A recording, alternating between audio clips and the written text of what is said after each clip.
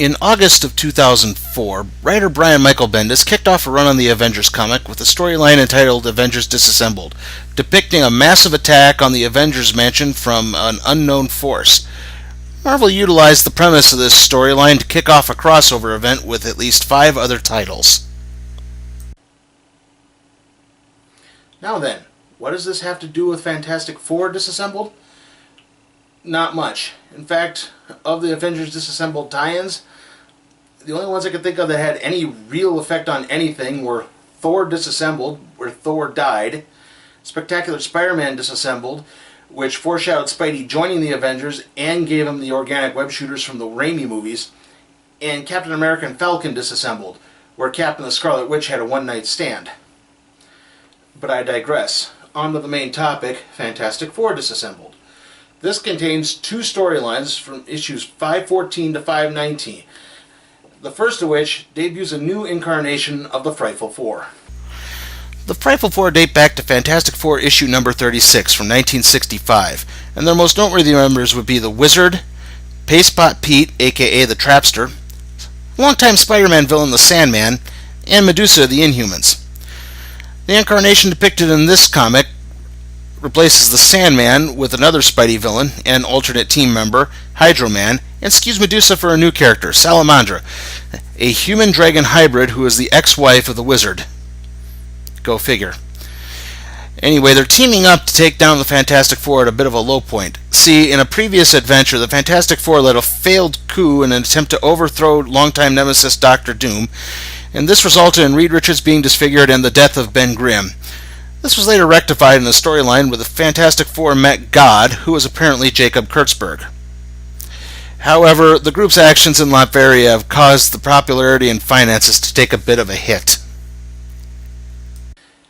Now then, the whole financial situation thing was developed by Bill Jemas, who was president at Marvel at the time. He wanted to do a story where the Fantastic Four had to declare bankruptcy and had to get, quote, regular jobs. Sue became a school teacher, Reed got a job in middle management or something like that. Anyway, writer Mark Waid and artist Mike Wieringo vehemently objected to this idea and were subsequently fired from the book. However, due to fan backlash, they were subsequently put back on the book, and the whole bankruptcy storyline was shunted over to its own short-lived series. The Frightful Four utilized the fact that Johnny seems to have entered into a relationship with a young woman named Cole via an online dating service. It turns out that this young woman just happens to be the daughter of the Wizard and Salamandra. It turns out that the Wizard did not actually have sex with Salamandra, he then machine-raped her. How Japanese of him. Now then, on to the second story, which is the actual Avengers Disassembled tie-in. And I use the term tie-in very loosely, as there's one passing reference to the fact this story takes place after Avengers Disassembled, as the Avengers are no longer around to take care of the threat that's happening in the story. And what's that threat? While taking the Richards children out trick-or-treating on Halloween night, Sue and Ben notice a large object coming from the sky and attacking New York City, causing massive tidal waves. It turns out that this is an alien civilization who is on the run from Galactus, the longtime villain of the Fantastic Four, and it turns out that their cloaking technology clashes with Sue's ability to project invisible force fields, so they need to kill her in order to remain cloaked from Galactus. Let's try that. Now there's a couple of big flaws in this scenario. First off, Galactus is the devourer of worlds, not really civilizations. It's not like he grabs things and eats them. He drains the life energy out of the planet. Now, maybe that's a little spurious and nitpicky on some parts, but there is kind of a difference. The second thing is, if Sue Storm would have made such a good herald for him, why didn't he try making Sue his herald after the first time they fought Galactus?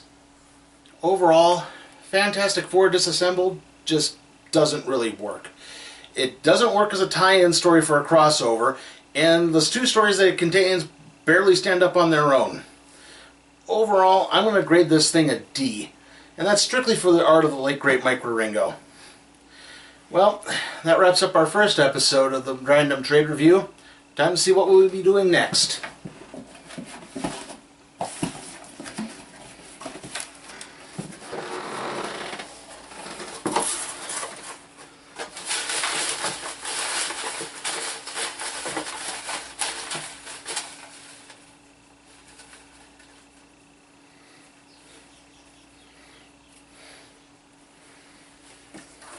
Okay, here we go. Aha. Join us on Monday, October 20th for